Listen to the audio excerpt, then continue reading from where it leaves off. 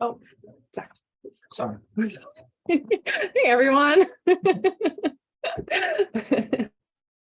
Welcome to this month's product updates. Let's do this. I'm going to make sure that the chat is on. If y'all want to just drop in here, where you're from, where your properties are located, or maybe how many you manage. We will get started in just a minute. We just want to make sure that everybody who signed up has a chance to log in before we get into everything. Now, if you have questions, the chat's going to be great for, comments, concerns, general things that you might want to say. The Q&A is a lot easier for us to keep track of. So if you do have questions, please, I'm on the wrong page here.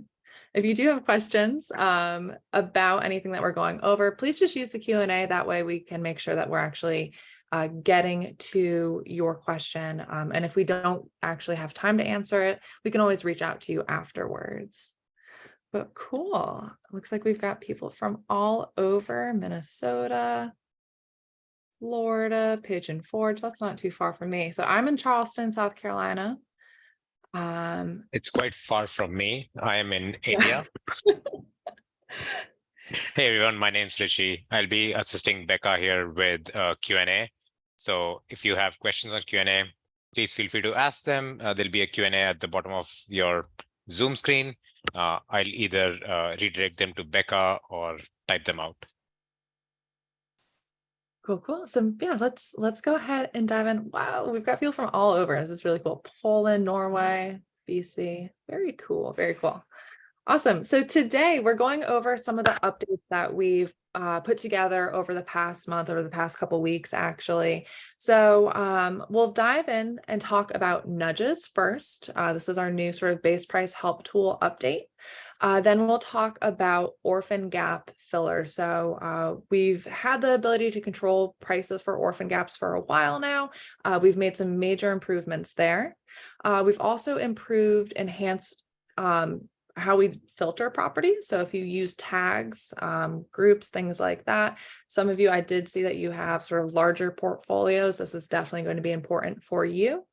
We've also launched our French version, and we have a new PMS integration to announce. So we'll get into all of that. But again, if you have any questions, please do use that Q&A. Richie will either direct it so that everybody can hear the answer, or he'll be answering it himself.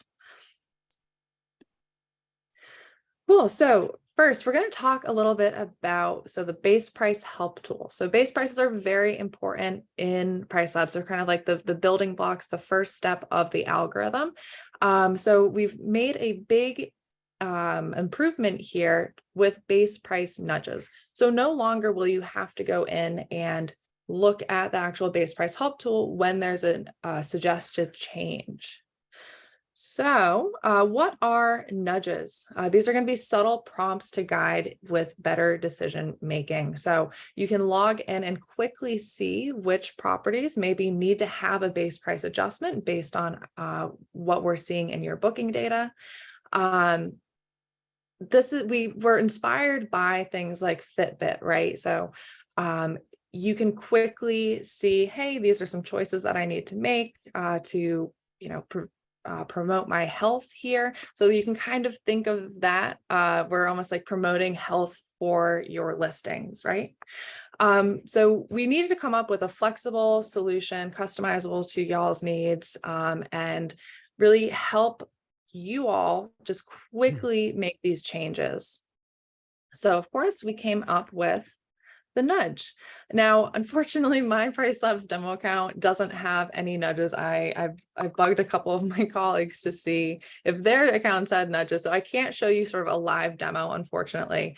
But essentially, these nudges are a framework for customized recommendations across various revenue metrics. So we're looking at a whole bunch of different metrics for each of your listings, tracking their performance against the market, tracking your performance against historical performance as well. And then we're saying, hey, let's maybe make an adjustment here. Maybe my base price is 100, but the market's slowing down a little bit. We're not seeing those same bookings that we used to. We might say, hey, let's make an adjustment to that base price. And before, you'd actually have to go into the base price help tool and actually click on it and say, hey, let's look at what my new recommended base price is. Now it's going to be just on that main pricing page. So for new hosts, this is really going to help you. Like if you're brand new to PriceLabs, brand new to hosting, this is going to really impact your decision making. It's going to really increase that sort of visibility of the help that we've sort of been doing in the back end, but bringing it to the forefront so you're aware. Now, if you're a revenue manager, you have a larger portfolio, hopefully this is going to save you time. Again, you don't have to go into every single listing and one by one wait for base price help to load and, identify sort of which listings actually need changes, because we're bringing it right to your main page. Now, essentially, this is how it's going to look. So on your PriceLabs dashboard here, under this base price column, you see the base prices that you've set. Now, if we have a recommendation that's different than more than 5% different than your current base price, we're going to give you this little nudge here. It'll kind of show up highlighted. You can click on it and then either accept it or reject it. Essentially, again, just making hopefully all of your lives easier. This is something that people have been asking for a long time. So it's really exciting for us to finally release it. Now, I do see one question, Dave. These updates that we're talking about are actually live. So within the next, couple of days, couple of weeks, if there are changes, that we're seeing in your market or in your own performance, you should see these base price nudges come up.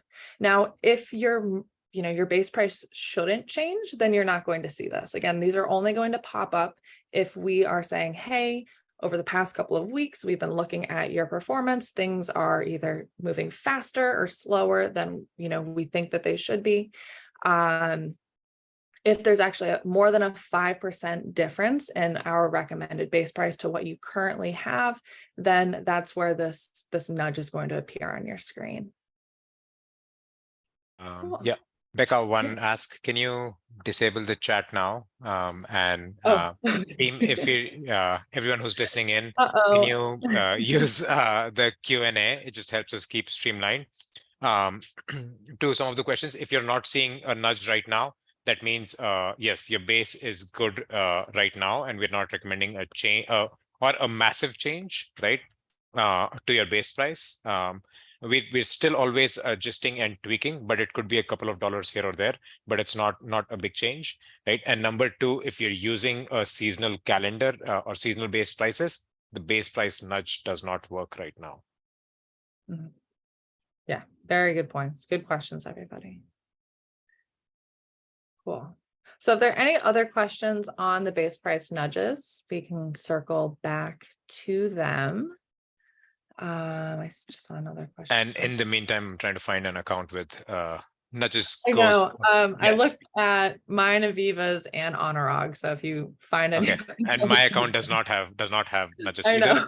But which means all of us are doing a fantastic job at managing our base price. So unfortunately, we don't have a nudge to show you. But in the meanwhile, while Becca is going through, I'll try to find some accounts.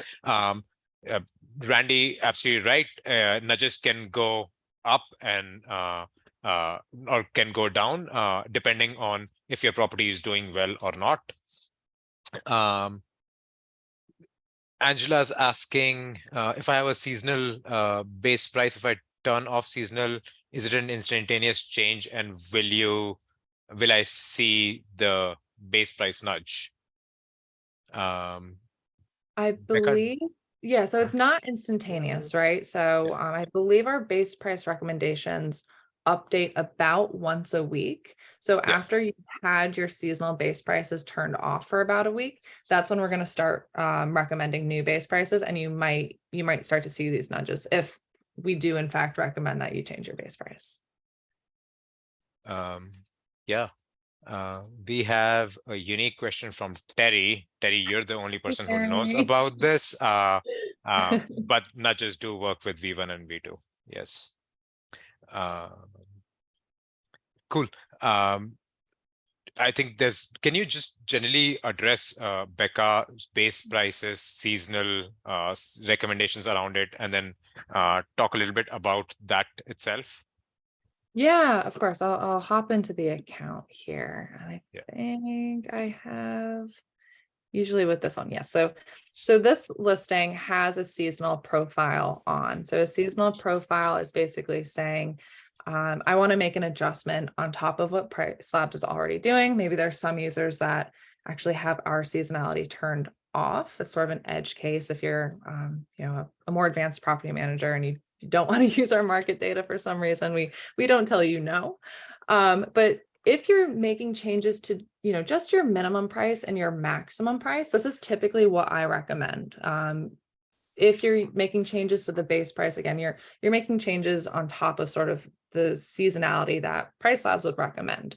Now, if you're doing just minimum and maximum adjustments, or you're using seasonal minimum stays, this is not going to affect the base price recommendations because you're not changing your base prices throughout the year. Now, if you are, like this listing here has a 10% change for the summer, again, we're already calculating seasonality, so you shouldn't have to do this, but sometimes, there's various reasons why users might. Now, you'll notice if I go in to help me choose a base price, normally, so this one, I just deleted it and then re-imported it. Instead of imported, you would see normally recommended. So this is where those recommendations are coming from. You did have access to these recommendations before these nudges existed. And you still have access if you want to go in and check what our recommendations are for any listings without nudges. It might be slightly different, but again, within 5% of your current base price. Now, mine says imported just because this is a new listing in my account. Now, if this listing had been syncing for a while and I was using that seasonal base price, it wouldn't say imported, it would change to recommended, but there wouldn't be a sort of like an integer here. It wouldn't say like 410, it would say a percentage. So we're saying, hey, you're using a seasonal base price. Across your seasonal base prices, you should either raise them X amount or lower them X amount. We're still working on the framework of sort of how to bring this into the nudges. But yeah, anything to add there, Richie? No. I think there's a question about will we be rolling out seasonal nudges for seasonal setups? It's going to be a little bit more complicated as a design. So we're not we like the challenge is not that we cannot recommend a change. The challenge is how to make it more seamless in terms of design. So you will see, like, if you click help me choose a base price, and if you have a seasonal listing, you will see like change your prices by 10% or change your prices by 5% or something like that, right? It's just how do we make that design seamless, Jen? So which is why we have not done that. But if you're using seasonal prices quite a bit, I'd ask you to like maybe reach out to our support team and see if we can look into why do you need to reuse seasonal prices a bit, and if we can get rid of that through something at PriceLabs' end. Yeah, I think that's great. Yeah, Nice. Richard, if you have a question around if you have seasonal changes in minimum stay but not in pricing, yes, in that case you will see nudges because you're not adjusting the base price itself. There's a question around can you go into an account and show actual pathway of where you will see a nudge? Dave, I wish we could. We're trying to find it live. Becca, if I can share, did you have a screenshot or no? I can share a screenshot. Yeah, so we have this screenshot, but if you have something that's I have better. like more zoomed out, I have one better. Can you give me access to share screen? I can definitely try, Richie. we'll see if I can figure it out. Okay. Do you have any Cool. idea? Oh, If beautiful. you if you guys can see my screen, I think a lot of you are familiar with, especially if you're accessing PriceLabs on a desktop, right? You're likely familiar with seeing this kind of like screen where you have your listings, you have various other columns, and you have your min, base, and max. Essentially, wherever you have your base price, under it, you'd see this uh, like the electric bulb kind of an icon, and next to it a number. And if you click on it, it'll show you, hey, like of course you can see it if you click on it or hover on it, you'll see it in a bigger detail, and then you can just accept or reject quickly. Over time, right now we show this for listing by listing, but we are also going to add bulk capabilities, right? Where, hey, accept all recommendations or reject all recommendations, or etc. etc. We're slowly going to roll that out. Cool. There is a question around, are you suggesting we don't use seasonal pricing and let PriceLabs figure it out dynamically? Dave, yes. Generally, we recommend PriceLabs figuring it out, but if your property is very different from your market, then generally there is a need to use seasonal prices. Otherwise, PriceLabs should generally take care of the seasonality in your market. Of course, you may want to have your seasonal minimums or seasonal maximums or seasonal min stays, which are more operational control than the algorithmic pricing. Cool. I'm going to stop sharing, Becca, and pass the buck to you. There are a few more questions. I'll answer. Julia's asking, and Becca, if you can answer. In our account, there were nudges visible on the day that this feature was announced, but then they disappeared, even for the listings that do not have seasonal prices. Should we report it to PriceLabs support? That is a good question. I think that I believe they'll disappear if we are no longer recommending an amount within that 5%. But generally, if you have questions or notice things that are weird, there's no harm in reaching out to our support. You can just shoot us a quick email. There's this little help and chat bubble down here. Yeah. And you can email support right from here. And if you notice things in your account, it's only going to help us improve. We might say that that's normal, or we can actually look into it. Yeah. There's another question. When you're looking at historical data for a listing, are you looking at historical market data for all similar listings, or making that recommendation for a listing based on only that listing's individual historical data? So this is just like base price recommendation calculation. Yeah.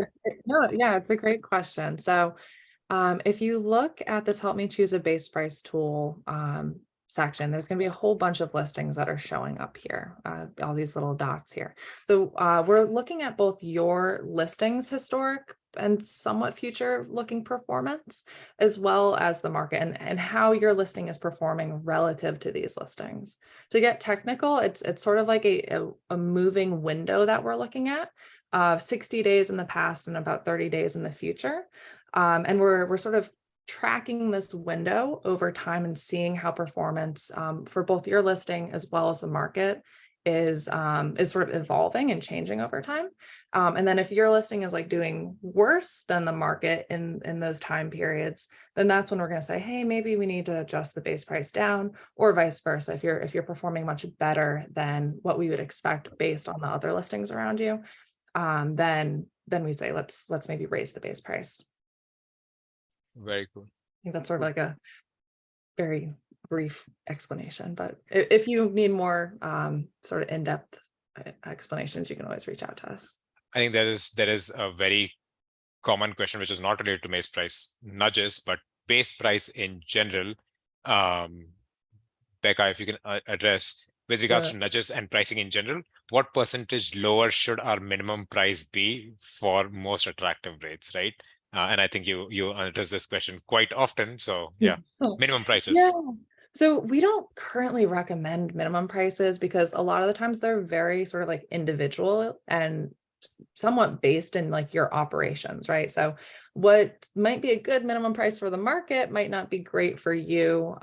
So that's sort of why we've shied away from an actual recommendation. But if you want to base it on market data, of course, keeping your own operations in mind, we typically say a good rule of thumb is 20 to 30% less than your base price.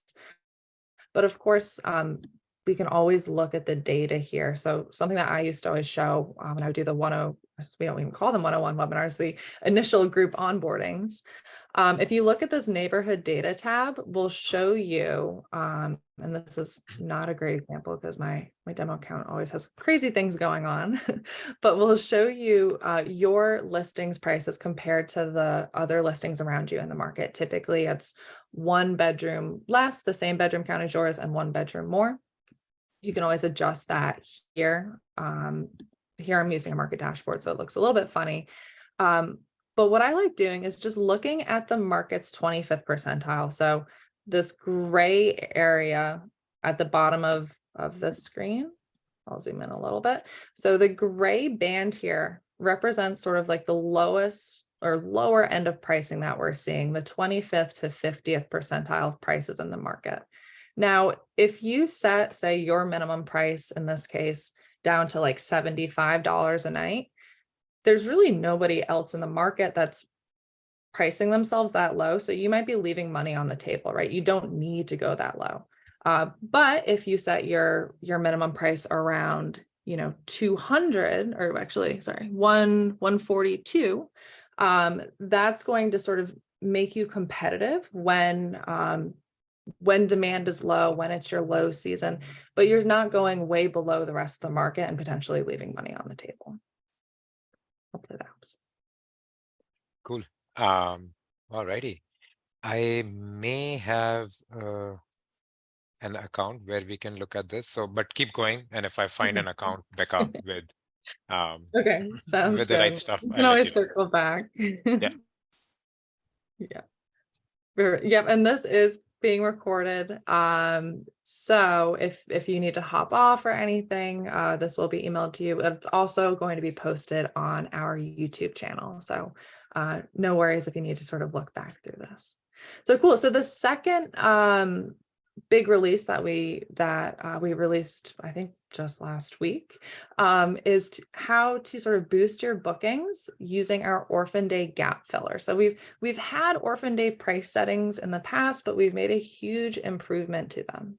So first, what is an Orphan Day? An Orphan Day is basically like an unbooked day or couple of days in between 2 reservations or 2 blocks, or like a booking and a block, but just like a couple of like open days that are typically hard to fill, right? Not everybody is going and looking in the market and saying, okay, I need to stay, Tuesday through Thursday. But of course, these gaps are somewhat unavoidable, and they will show up. So how are we going to maybe make guests, or not make guests book these dates, but make these dates more attractive for guests to book? On the flip side, maybe a 1-night gap, yeah, it might be hard to fill. I might be able to fill it, but how do I make it more attractive for me to actually fill that date, right? Or that means I'm going to have to do a turnover. My costs might be, not aligned with having like shorter gaps filled. So maybe, we can make an adjustment there to make it more valuable for you as an operator. So our Orphan Gap Filler is our game-changing feature that optimizes prices for your orphan days. Essentially, this is allowing you to create like a tiered system that says, for weekdays, for weekends, for gaps between, 1 night and 2 nights, I'm going to have these rules apply. But for gaps of maybe 3 and 4 nights, maybe I'm going to do something a little bit different with my pricing. So these customizable rules cater to like both different guest preferences, but also your preferences as an operator. So here, I'll actually hop into my account again, and I set up some gaps on this calendar. So let me just refresh this, and we'll actually see how we can use these gaps here. So I'm going to do this at the listing level, but again, you can always set this up at the account level or with your groups. You're going to click edit on your customizations and then go down to general. Now, by default, if you don't have anything applying for your Orphan Day prices, we typically we always look for 2-night or 1-night gaps, and then we apply a 20% discount. Now, this is different than your minimum stay rules. If you do not allow 1 or 2 night stays, technically, yes, we are going to be discounting those dates. But you might not allow those dates to be booked. So do keep that in mind. So what we're talking about today is with the Orphan Gap Filler is price settings versus your stay restrictions, which are going to be up here under stay restrictions. Now, our default, again, 20% discount for gaps of 1 or 2 nights. Now, if I turn this on, I can either set no orphan day adjustment, or I can create a custom sort of profile for my orphan days. We have a couple options here. You can do either a fixed amount. So if I want to say, hey, 1 night gaps are always going to be $900, I can do that. Or I can say, PriceLabs, I want you to actually either increase or decrease by a specific percentage when these gaps are on my calendar. Now, currently, I have this rule set up for gaps between 1 and 5 nights. But 1 and 5 nights is kind of broad, right? And I might want to do something different for my shorter gaps than for my longer gaps. Maybe I want to sort of be graduated and say, hey, if it's a longer gap, maybe I'm going to do less of a discount. If it's a shorter gap, I'll do more of a discount. Or vice versa. When I was saying before, maybe a 1 night gap right now isn't, it doesn't make sense for you to fill it because cost-wise, it's just too much. You could use this tool to say, hey, if there is a 1 night gap, really, really raise prices. But then if I have a 3 or 4 night gap, maybe let's discount. So I'll just say maybe for my 1 night gaps, I'll say for gaps between 1 and 1, I'm going to increase prices by 10% for weekdays, and I'll do 20% for weekends. Now, very important, I want to increase my prices, so I'm changing this from discount to premium. Now, I'm okay with 2 and 3 night gaps too. So I'm going to say 2 and 3, and I'm going to maybe just say, let's do a percentage. I want to encourage people to fill these 2 and 3 night gaps. So I'll do 20% discount on weekdays, 10% discount on weekends. So this is essentially how we would go through and set this up. Now I have some shorter gaps here. Yep, so I have a 2 night gap and a 4 night gap on my calendar. So if we have questions, I can kind of show us how this applies. Any questions so far, Richie? No questions related to this. Okay, cool. Beautiful. So then if there's any questions about the Orphan Gap Filler, we can always come back, but I think pretty straightforward. Yeah. So we'll move on to our enhanced listing filters and how this is going to streamline management across all of our tools here.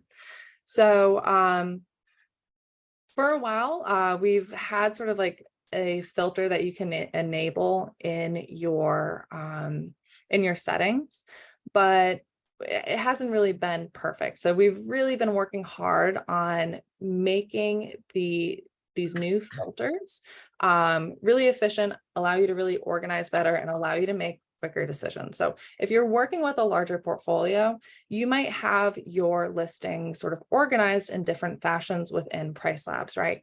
So we have a couple of examples here. We have tags, we have different PMSs that you have, groups, we now have subgroups, listings, bedroom size, city. Tags and groups are probably the main ones that you might be used to using to filter. So I do want to just quickly go over sort of where to set up tags and how these tags are working, right? So if we go to the dynamic pricing menu here, and you'll see this listing is a mountain and luxury tag, I can go to manage listings. Now, if I want to put my listings in groups, I can do it via this customization group column. I can also add tags, either individually by just adding a tag here, or I can select multiple listings and then add a tag in bulk. So we'll just say webinar. Now, it's cool about this. So customization groups, typically, I like to think of them as like strategy sets, right? So think of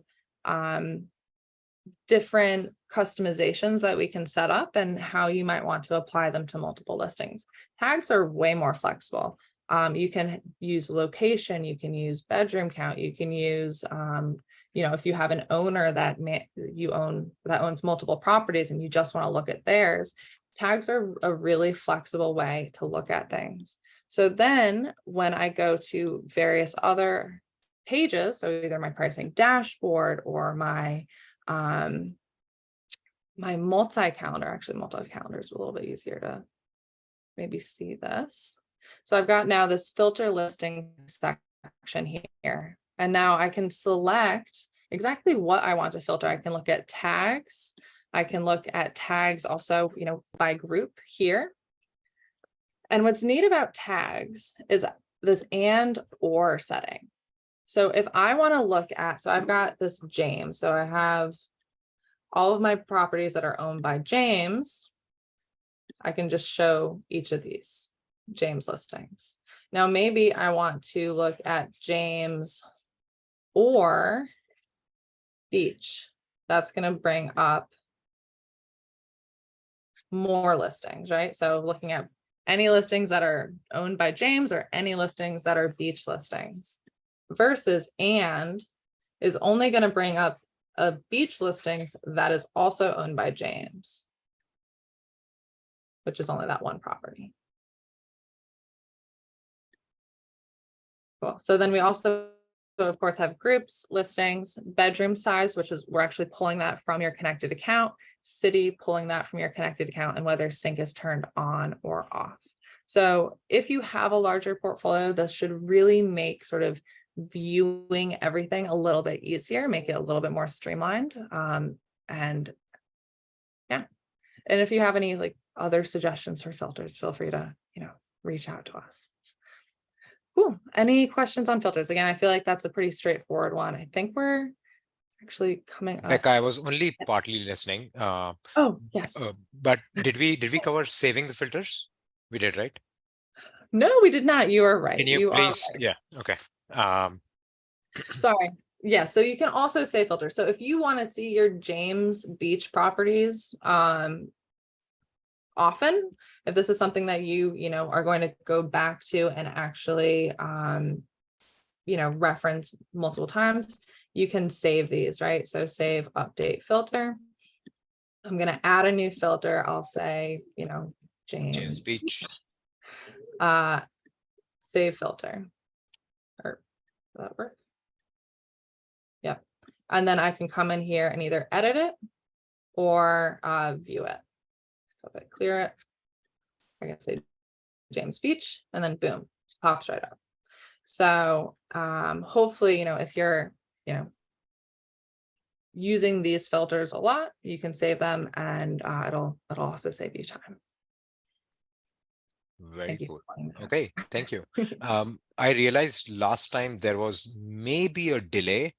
Maybe there's some kind of delay, but like 2 minutes after we finished the Orphan Day, suddenly or a bunch of questions came in. So maybe there's a little bit of a delay. Yeah.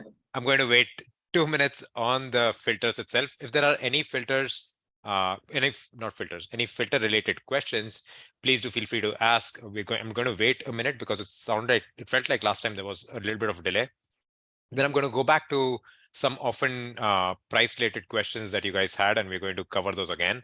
And then I have found an account with a base price nudge.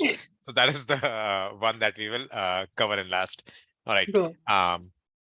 Any filter related questions, you're going to see that filter you're going to see that filter on review prices page. You're going to see the same filter on multi-calendar page, and you're also going to see that on portfolio analytics.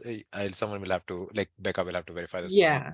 I haven't. So go to portfolio analytics. Exactly. So you're going to see the same design, which is like the three, I guess, an inverted triangle, and it says filter listings. But in some cases, depending on the space, we may not necessarily show the word filter listings, in which case you just see this inverted triangle which is, I guess, a filter, Yeah. right? There is a related question somewhat, which is how do you create a group or tag? Can we quickly Yeah. show that, Becca? And Yeah. Mike, if you've not attended our advanced onboarding, I'm going to paste a link to your question. Please do attend our advanced onboarding. We talk about it in a detail. Yeah. But yeah, over to you, Becca. Yeah. So from this dynamic pricing menu, you're going to go down to customization. So this is how you create a group, customizations, and then you'll see all of your accounts here. You'll see groups, super simple. Just name your group. Now we do have to go to a different page to actually assign listings to their appropriate groups. You can do it from the pricing calendar. You can do it from the multi-calendar, but what I think is sort of easiest is this manage listings page. This is also where you're going to create and assign tags. So I can come here and assign my group. So maybe my 2-bedroom condos group, or I can select multiple and then assign them to a group. We'll say Arizona. That'll update it. Then I can come in here and I still have these 3 things selected. Maybe I won't include Roxy's Ranch. And then I can add a tag. So we'll just add a test tag here. So try to make it pretty easy, but hopefully this page I like sort of to use as sort of like the management, Bulk. the Yeah. account. Yeah. Bulk edit.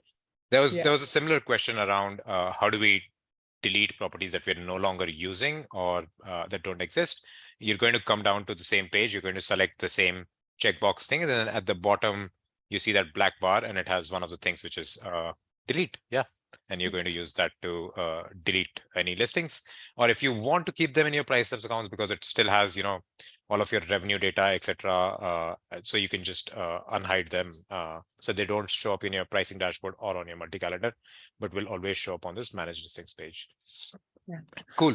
I- Go on, Becca. Yeah, sorry. I was gonna say typically we recommend hiding listings because if it still like exists in your Airbnb account or like your, any of your PMSs that you might be using, sometimes we will pull it back in, even if it's not a listing that you're currently like using or managing.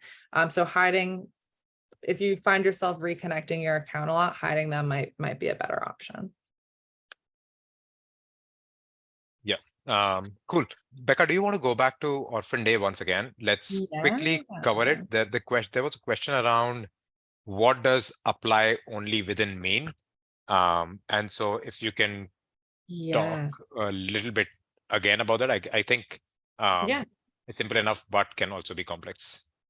Yeah, so essentially, how this is working is, the adjustment you want to make for weekdays, weekends, and then we're defining what the gaps are. So for gaps between 1 and 5 nights.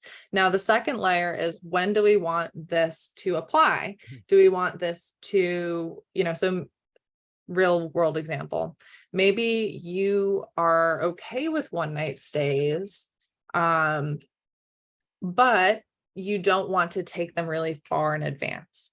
Maybe I'm okay with charging a big premium for, we'll say $2,000 for a 1-night stay within the next 2 weeks. I'm okay with figuring out, the operation side of things if they book between 0 today and 14 days from now, but I'd rather not have any bookings apply sorry, I'm getting confused because again, your Orphan Day prices are separate from your stay restrictions. So there are similar stay restrictions here where you can say, yes, allow these dates to book, or no, don't allow these dates to book. This is whether that pricing is going to apply during those dates. So do I want to raise my price to $2,000 a night for 1-night stays, 0 to 14 days from now? Then I would apply this. I would also just double check to see how your stay restrictions are set up, because you don't want things to sort of be overlapping in a way that doesn't make sense. Now, another sort of example is maybe you don't want to take, I think I'm trying to think of like a real world example for why you wouldn't want something to apply for like a longer stay, maybe for 4 and 5 night stays. maybe further in advance, so like 60 to, all the way Yeah. out. Maybe I'll drop my prices because I want those dates to book, or maybe I've raised prices. Richie, what are some real Um, world examples that I you I sort of think encountered here? where I would use this is same for those 2 nights, but say I I'm okay with 20% discount, and I'm going to add that 20% discount for say 2 night stays within uh, are you using fixed? Okay. Whatever, right? Fixed. I'm okay with $100. It's fine. Stay at fixed, right? I'm okay with $100 for my gaps of 2 or 3 nights in the far out future, which is like 30 nights out, right? But then I think of say anything under 30 nights is like a fire sale. I don't know if that's the right word to use, but like I just need to sell it, right? At that point, I'm okay with going lower, in which case I'm going to use say $80. I'm going to go $80 or $70 within the last 30 days. So 0 to 30, right?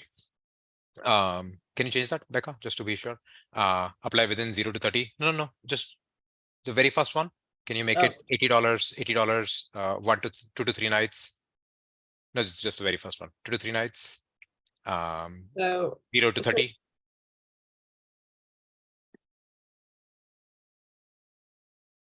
And why does it not take 2 nights? so this is actually something that I saw a ticket on recently. Currently, Ah, we can't have like overlapping rules got for it. the same length Got of it. Got it. Got it.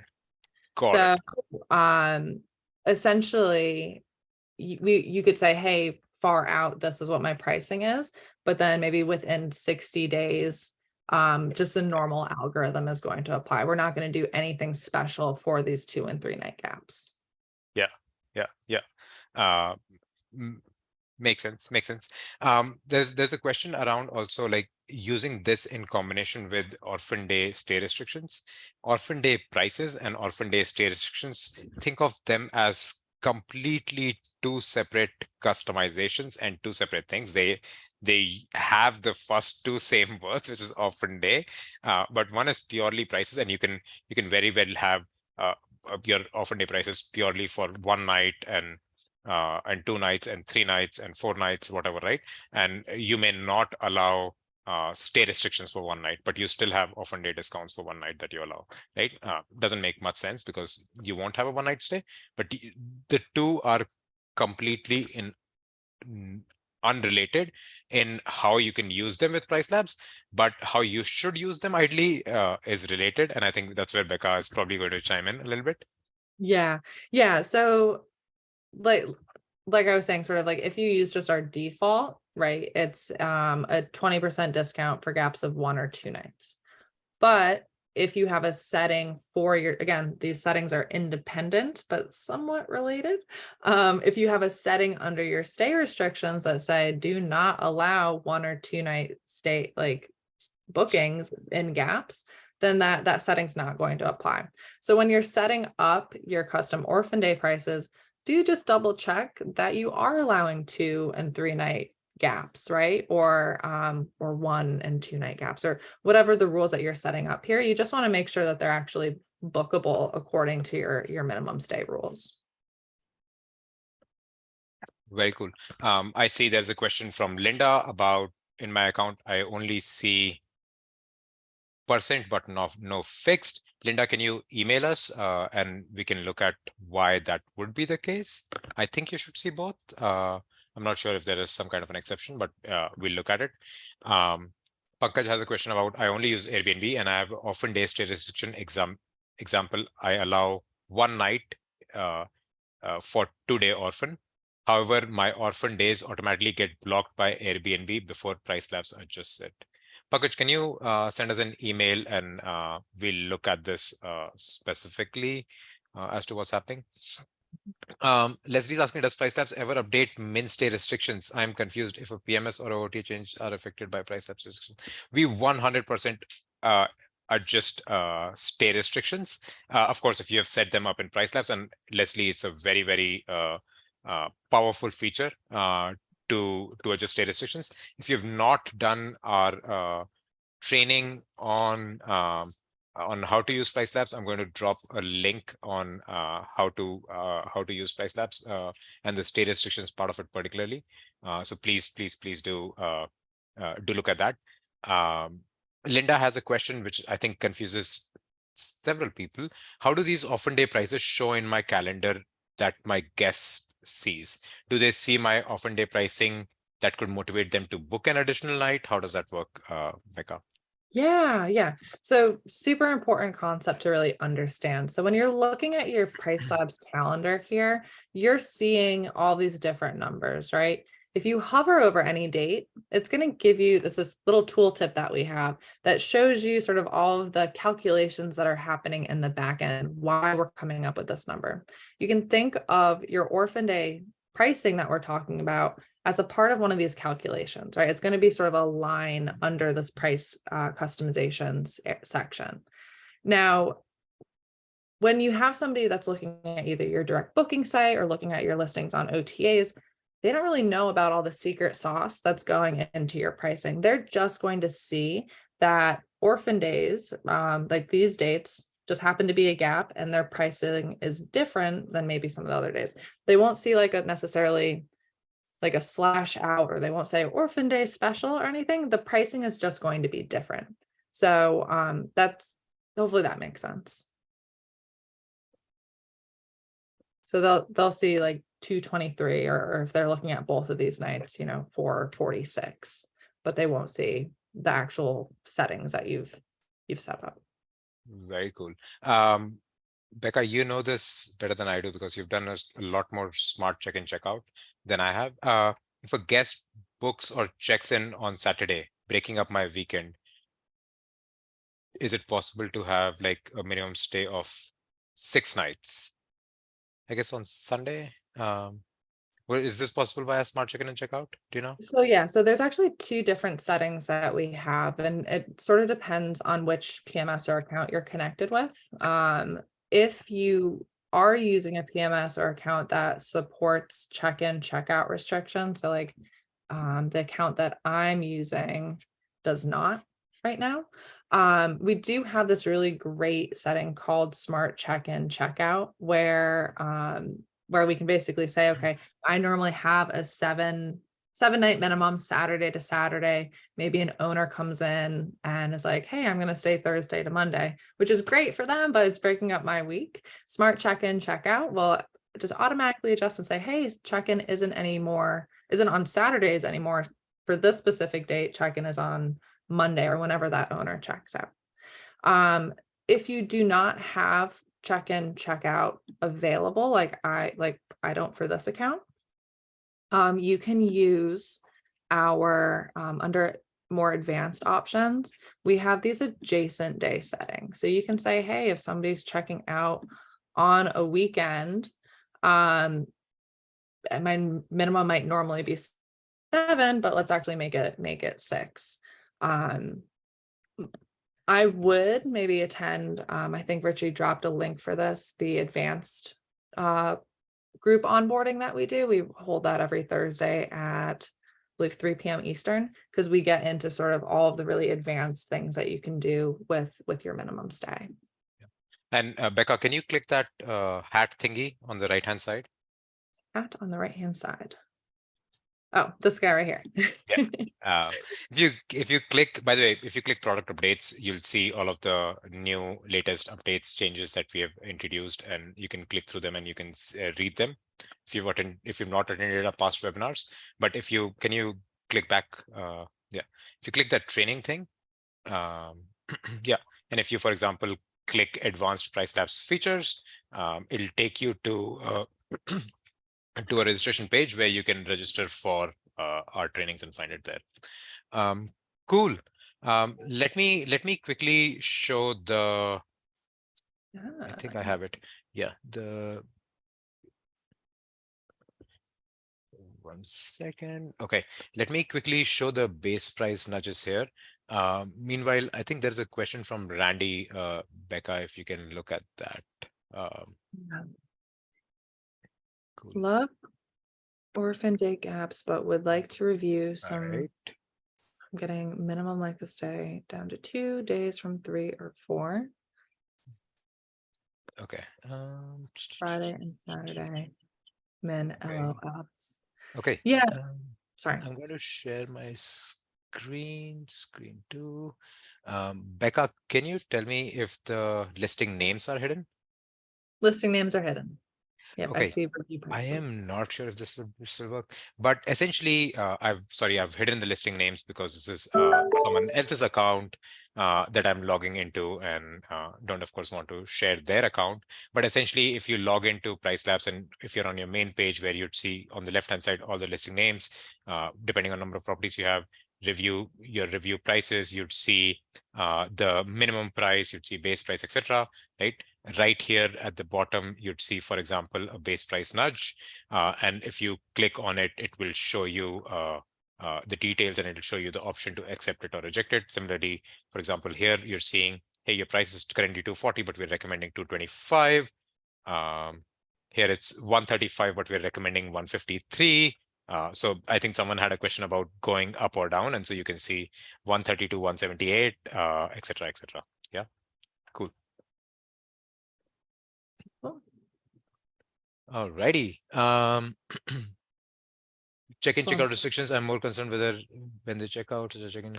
Linda, check-in, checkout is a little bit of a complicated topic to answer, and I think might help for us to do a one-on-one call on that one. Yeah. Becca, are you looking at Randy's question? Oh, my Sorry. bad. Yeah. So sorry. Um, yeah. So again, Randy, I would also join we used to call it the 201, the advanced training webinar, because I think that that those adjacent day, and even if you're curious of checking out before, you can always look in our knowledge base. I think if we look at adjacent, that's adjacent factor, that's going to do maybe preventing gaps. This might be a good article. Yeah, so you can use adjacent days after an unavailable night, the setting I was showing you before.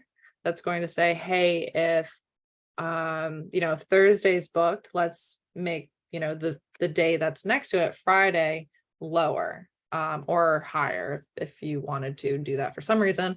We do give you that option, but I think in this case it would make, you're asking to drop those down to a 2-night, which you definitely could do. Here, I can show you right here. So maybe I normally have a 3-night minimum for both days. If I come down here, adjacent after an unavailable night, so Thursday gets booked. I want the one day after Thursday to drop from a 3-night down to a 2-night. That's going to be my weekend. We're going to adjust that to a 2. And you could even do that for weekdays if you want to. Very cool. Okay. Randy says he will take a look. Linda, about check-in, checkout restrictions. With check-in, checkout restrictions, I'm more concerned about when they check out, such as checking out on Saturday and then not being able to book the rest of the weekend. Linda, it's possible. It totally depends on what system you're connected with. If you're using a property management system where they allow us to control check-in, checkout restrictions, we have a fairly smart way to do it, but not all property management systems allow us to. So depending on whatever system you're using, it'll depend on that. Send us an email, like Becca showed on the right bottom, that thingy. Yeah. Use chat. I would say chat is a lot more complex. Like chat is usually for just like 2-minute stuff where you're like, hey, where do I find this? But your question requires us to investigate a little bit more. Email is the best way to solve for that. Leslie's asked, and I'm not sure where this was, but is the final price our price that was booked on future prices graph? Where is the final price? It is under neighborhood data. So I was showing this when we were talking about choosing like your minimum Got it. price. So if you hover over any date, there's a couple of different lines here. And again, if you haven't joined our sort of group onboarding, we do go over this section. Super useful. So I would definitely join that. But your final price, or the black line, is essentially our most recent calculation. So if I make some changes to my base price or my customizations and click save and refresh, we're going to calculate with those changes or maybe any new bookings that have come in. So that's what your final price is. Now, if you click sync now, that final price is going to reflect in your PMS or connected account. Now you'll also see last seen price. Now, if you haven't started syncing yet, those are the prices that we're reading from your account currently.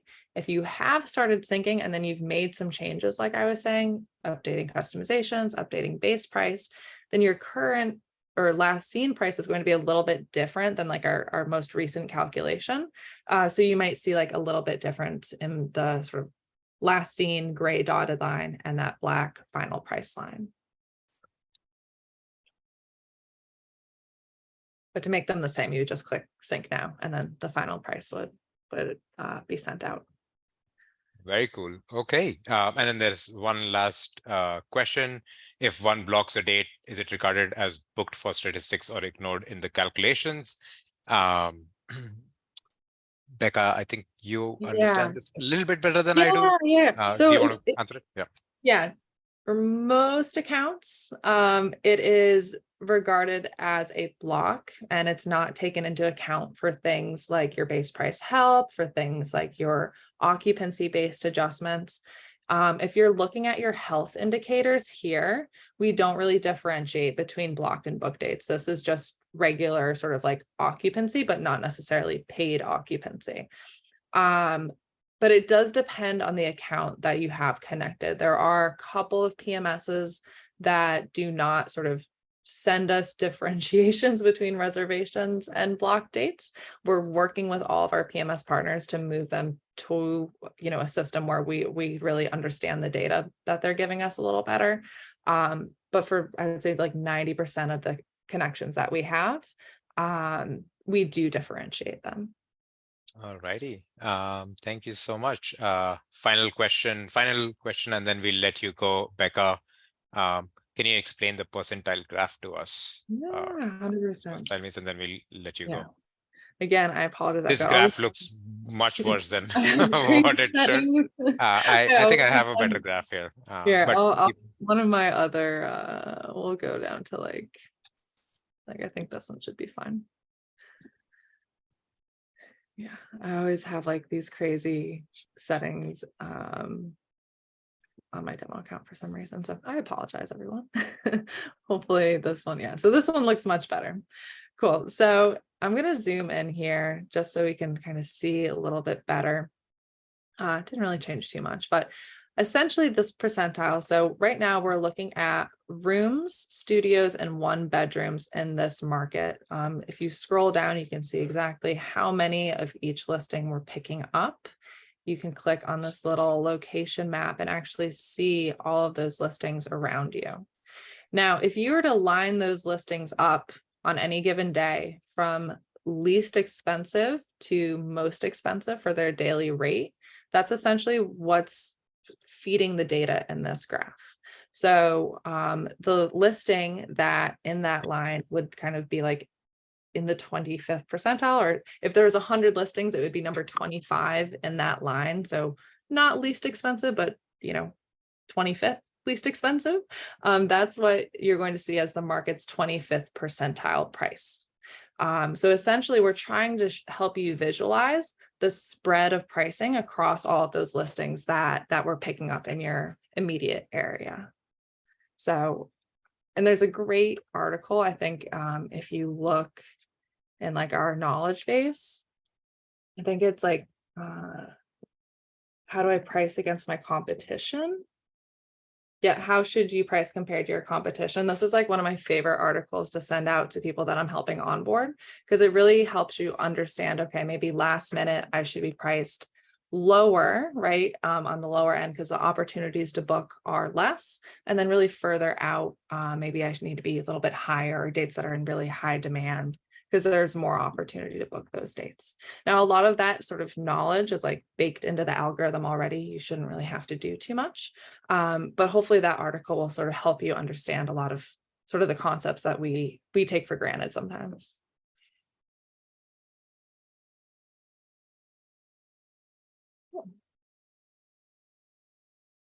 Can you choose to not include rooms? Yeah, of course. So by default, we're going to pull in your bedroom count. In this case, this is a studio. And then we usually show you one less and one more. But if you have larger bedrooms, we might expand that a little bit just so we get more listings in the area. But you can just click here. And if I just want to look at studios, I would just click apply. Or if I wanted to look at studios and one bedrooms, then I would select both and then click apply. Very cool. All right. With that, we are at time. Thank you so Yeah. much, Becca, once again. And thank you so much, everyone who joined in. Hopefully, this was useful. I don't think so. We have any kind of polls today to check on this. So we're going to So assume that this was useful. yeah. If you have questions, please do, like Becca showed at the bottom right corner, send us an email. If it's a quick thing, use chat. And yeah, we'll be updating this on YouTube and also sending you an email with the webinar recording. Thank you so much. Thanks all. Have a good Take care. one. Bye-bye.